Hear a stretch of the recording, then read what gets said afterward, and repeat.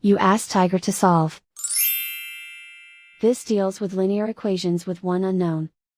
The final result is x equals 12. Let's solve it step by step.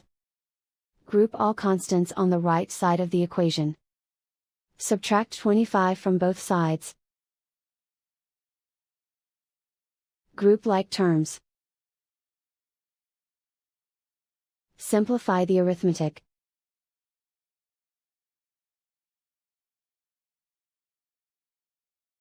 Convert the x into a positive number.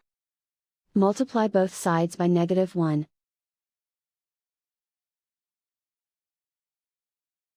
Remove the ones. Simplify the arithmetic. And so the final result is x equals 12.